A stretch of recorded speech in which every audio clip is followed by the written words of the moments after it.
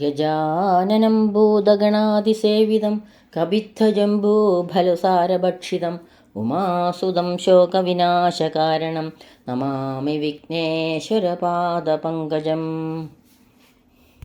സരസ്വതീ നിൻ ചരണാരവിന്ദം ശിരസിൽ വെച്ചിതാ കുമ്പിടുന്നേൻ. പഠിച്ചതൊന്നും മറക്കാതിരിക്കാൻ വരപ്രസാദം തരികൻ്റെ ദേവി. ഗുരവേ സർവലോകാനാം വിഷജേ ഭവരോഗിണാം നിധയേ സർവവിദ്യാനാം ശ്രീദക്ഷിണാമൂർത്തയേ നമഃ. കൃഷ്ണായ വാസുദേവായ ദേവകീനന്ദനായ ച നന്ദഗോപകുമാരായ ഗോവിന്ദായ നമോ നമഃ. കർപ്പൂരാരുണകുങ്കുമാർച്ചിതപദേ ക്ഷീരാബ്ധിശോഭേ ശിവേ ഗായത്രീ കരുണാകടാക്ഷവിനുദേ കന്ദർപ്പകാന്തിപ്രദേ കല്യാണാഷ്ടസുരാർച്ചിതേ സുകവിദേ കാരുണ്യവാരാനിദേ മീനാക്ഷി മധുരാംബികേ മഹിമയേ മാം പാഹി മീനാംബികേ. ശബ്ദബ്രഹ്മമയീ ചരാചരമയീ ജ്യോതിർമയീ വാഗ്മയീ നിത്യാനന്ദമയീ നിരഞ്ജനമയീ തത്വമയീ ചിന്മയീ തത്വാതീതമയീ പരാൽപരമയീ മായാമയീ ശ്രീമയീ സർവൈശ്വര്യമയീ സദാശിവമയീ മാം പാഹി മീനാംബികേ മാം പാഹി മീനാംബികേ. സർവത്ര ദേവീ നാമസങ്കീർത്തനം ശ്രീമഹാദേവീ നമഃ. ഓം ശ്രീ ജഗദംബികായൈ നമഃ. എല്ലാവർക്കും നമസ്കാരം. ശ്രീ ശങ്കരാചാര്യർ രചിച്ച സൗന്ദര്യലഹരിയിലെ 46 മുതൽ 50 കൂടിയുള്ള ശ്ലോകങ്ങളാണ് ഇന്നിവിടെ വിചാരം ചെയ്യുന്നത്. ശ്ലോകം 46. ലലാടം ലാവണ്യ ദുതിവിമലമാഭാതി തവ യദ്വിതീയം തന്മന്യേ മകുടഘടിതം ചന്ദ്രശകലം വിപര്യാസന്യാസാതുഭയമപി സംഭൂയ ചമിത സുധാലേപസ്സുതി പരിണമതി രാഗാഹിമകര. യത് ലലാടം ഏതൊരു നെറ്റിത്തടം ആഭാതി ശോഭിക്കുന്നത് തത് അത് മകുടഘടിതം കിരീടത്തിൽ ഘടിപ്പിച്ചിട്ടുള്ളത് മന്യേ വിചാരിക്കുന്നത് വിപര്യാസന്യാസാത് തലതിരിച്ച് ചന്ദ്രാർദ്ധഖണ്ഡത്തെ യോജിപ്പിക്കുന്നത് തിഥ സംഭൂയ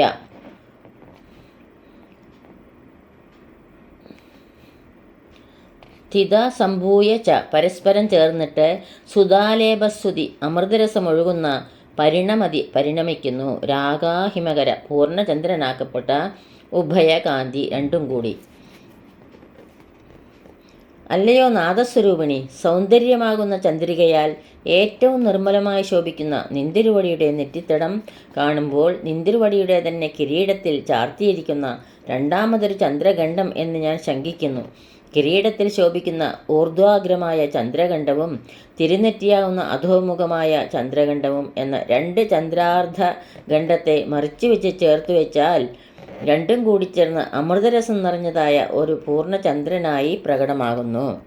ഇത്രയും ശോഭയോടെ ശരീരഭാഗമായ നെറ്റിത്തടം ചൈതന്യപൂരിതമാകണമെങ്കിൽ നെറ്റിത്തടത്തിൻ്റെ മഹത്വം ഭാവനയ്ക്കും അതീതമാണ്. നെറ്റിത്തടം എന്ന അർദ്ധചന്ദ്രനെയും കിരീടത്തിലെ ചന്ദ്രക്കലയെയും 2 നേർപകുതികളാക്കി വശങ്ങളോട് ചേർത്ത് വെച്ചാൽ പൂർണ്ണചന്ദ്രനായി എന്ന് കവി ഭാവന ചെയ്യുന്നു. ചന്ദ്രൻ എന്ന പൂർണ്ണതയുടെ പ്രതിഫലനം മഹാദേവിയുടെ മുഖകമലങ്ങളിൽ കവി കാണുന്നു. വെറും പൂർണ്ണചന്ദ്രനല്ല, അമൃതരസം വാർന്നൊഴുകുന്ന പൂർണ്ണചന്ദ്രനാണ് കവിയുടെ ഭാവനാസൃഷ്ടി. ശ്ലോകം 47. ഭ്രുവൗ ഭുഗ്നേ കിഞ്ചിത് ഭുവനഭയഭംഗവ്യസനി ത്വദീയേ നേത്രാഭ്യാം മധുകരരുചിഭ്യാം ധൃതഗുണം ധനുർമന്യേ സവ്യേതരകരഗൃഹീതം രതിപദേ പ്രകോഷ്ഠേ മുഷ്ടൗ ച സ്ഥഗയതി നിഗൂഢാന്തരമുമേ. ഭ്രുവൗ പുരികക്കൊടികൾ, ഭുഗ്നേ കീഴ്പോട്ട് വളഞ്ഞ്, കിഞ്ചിത് അല്പം, ഭുവനം ലോകം, ഭയഭംഗവ്യസനി ഭയമില്ലാതാക്കുവാനുള്ള ചിന്തയിൽ മനസ്സ് വ്യാകുലപ്പെടുന്നത്, ത്വദീയേ നിന്തിരുവടി, മധുകരരുചിഭ്യാം വണ്ടുകളെപ്പോലെ പ്രകാശിക്കുന്ന നേത്രാഭ്യാം നേത്രങ്ങളാൽ, ധൃതഗുണം സമ്പാദിക്കപ്പെട്ട ഞാണോടുകൂടിയത്, പ്രകോഷ്ഠേ മണിബന്ധം, മുഷ്ടൗച മുഷ്ടിയും, മന്യേ സങ്കൽപ്പിക്കുന്നു. സവ്യം ദക്ഷിണം, തതിതരം വാമം, സവ്യേതര കരഗൃഹീതം ഇടതു കൈകൊണ്ട് മറയ്ക്കപ്പെട്ടതുമായ, സ്ഥഗയതി മറയ്ക്കപ്പെട്ടിരിക്കുന്നത്, നിഗൂഢാന്തരം മധ്യഭാഗം. രതിപതേ കാമദേവൻ ധനു ഇതി വില്ലാണോ എന്ന്.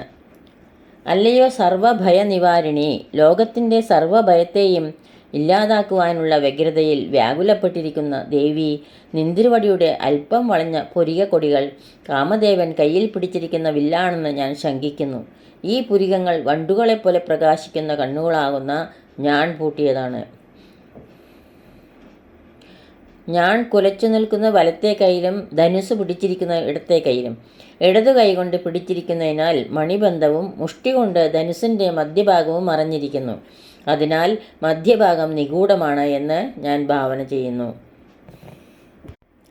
ദേവിയുടെ കൺപുരികങ്ങളുടെ ദൃശ്യഭംഗി ആചാര്യൻ ഈ ശ്ലോകത്തിൽ വർണ്ണിക്കുന്നു.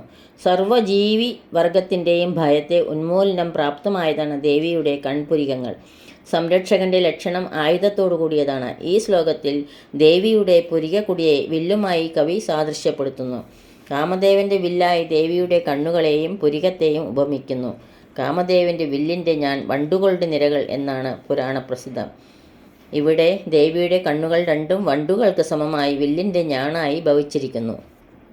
ഉമ എന്നാണ് ഈ ശ്ലോകത്തിൽ ദേവിയെ അഭിസംബോധന ചെയ്യുന്നത്. ഉമ എന്നാൽ പാർവതീ ദേവി. പതിയോടുകൂടി പ്രകീർത്തിക്കപ്പെടുന്ന ദേവിയുടെ ആരാധനാഭാവമാണ് പാർവതി.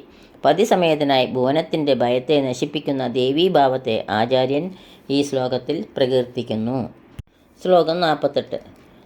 അഹസുതേ സൗവ്യം തവ നയന അർക്കാത്മകതയാ ത്രിയാമാം വാമം തേ സൃജതി രജനീനായകതയാ തൃതീയാ തേ ദൃഷ്ടിർ ധരദളിതഹേമാംബുജരുചി സമാധത്തെ സന്ധ്യാം ദിവസ നിശയോരന്തരചരീം.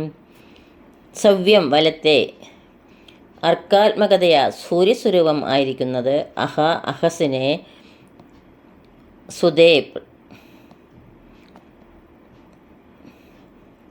പ്രസവിക്കുന്നത് തേ നിന്തിരുവടി വാമം ഇടത് രജനീനായകതയ രാത്രിയുടെ നായകൻ സൃജതി സൃഷ്ടിക്കുന്നു ധരദലിത ഹേമാംബുജരുചി അല്പം മുടർന്ന സ്വർണ്ണത്താമരയുടെ ശോഭയ്ക്ക് തുല്യമായത്. തേ തൃതീയ ദൃഷ്ടി നിന്തിരുവടിയുടെ മൂന്നാമത്തെ ദൃഷ്ടി ദിവസദിശയോ പകലിൻ്റെയും രാത്രിയുടെയും അന്തരചരിയും നടുവിലുള്ളത് സന്ധ്യയെ സമാധത്തെ വെളിപ്പെടുത്തുന്നു. അല്ലയോ മാതൃരൂപിണി, നിന്തിരുവടിയുടെ വലത്തെ കണ്ണ് സൂര്യസ്വരൂപത്തോടു കൂടിയതിനാൽ പകലിൻ്റെ കാരണമാകുന്നു. ഇടത്തെ കണ്ണ് ചന്ദ്രസ്വരൂപത്തു കൂടിയതിനാൽ നിശയുടെ കാരണമായി. അല്പം വിടർന്ന പൊൻതാമര പോലെ ശോഭിക്കുന്നതിൻ്റെ മൂന്നാമത്തെ കണ്ണ് പകലിൻ്റെയും രാത്രിയുടെയും നടുവിലുള്ള സന്ധ്യാകാലത്തെയും സൃഷ്ടിക്കുന്നു. മൂന്നാമത്തെ കണ്ണ് അഗ്നിസ്വരൂപമാകുന്നു. മഹാദേവിയുടെ ദൃഷ്ടിമഹത്വം ആചാര്യൻ ഈ ശ്ലോകത്തിൽ ദൃഢപ്പെടുത്തുന്നു. സർവസൃഷ്ടിയുടെയും ആധികാരികത ദേവിയിൽ ഭവിച്ചിരിക്കുന്നു. അതുകൊണ്ട് തന്നെ എല്ലാറ്റിൻ്റെയും പരിപാലനം ദേവിയാൽ നിക്ഷിപ്തമാണ്. കാലം മൂന്നായി പരിഗണിക്കുന്നു: രാത്രി, പകൽ. രാത്രിയും പകലിനുമിടയ്ക്കുള്ള സന്ധ്യാനേരം. ഈ മൂന്നിൽ നിന്നും വ്യത്യസ്തമായി കാലതത്വമില്ല. നാഴിക വിനാഴികയും ദിനവും മാസവും വർഷവും ഇവയിലെല്ലാം പകലും രാത്രിയും സന്ധ്യയും ഘടകാവസ്ഥകളായി ഭവിച്ചിരിക്കുന്നു. അങ്ങനെയുള്ള ത്രിമാനങ്ങൾ ദേവിയുടെ ദൃഷ്ടിയിലൂടെ നിലനിൽക്കുന്നു. ശ്ലോകം 49.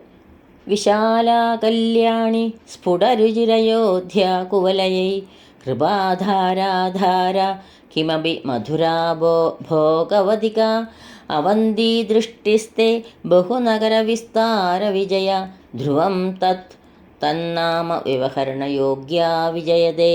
വിശാലമുള്ളത്, കല്യാണി മംഗളകരമായത്, സ്ഫുടരുചി ഉജ്ജ്വലമായ കാന്തിയോടുകൂടിയത്, അയോധ്യ യുദ്ധമില്ലാത്തത്, കുവലയൈ കരിങ്കൂവളപ്പൂക്കളാൽ, കൃപാധാരാധാര കൃപയുടെ ധാരയ്ക്ക് കാരണമായത്, കിമപി മധുര വളരെയധികം മധുരമുള്ളത്, ആഭോഗവതിക ഭോഗസുഖത്തെ അളക്കാൻ കഴിയാത്തത്, അവന്തി എല്ലാറ്റിനെയും രക്ഷിക്കുന്നത്, ദൃഷ്ടിസ്തേ നിന്തിരുവടിയുടെ ദൃഷ്ടി, ബഹുനഗരവിസ്താര വിജയ അനേകം നഗരങ്ങളിൽ വ്യാപിച്ച, വിജയ എന്ന പേരോടുകൂടിയത്, ധ്രുവം നിശ്ചയം, തത് തന്നാമ തത് തന്നാമവഹരണ വ്യവഹരണ. അതാത് പേരുകളിൽ അറിയപ്പെടുന്ന യോഗ്യമായത്, വിജയതേ വിജയിക്കട്ടെ.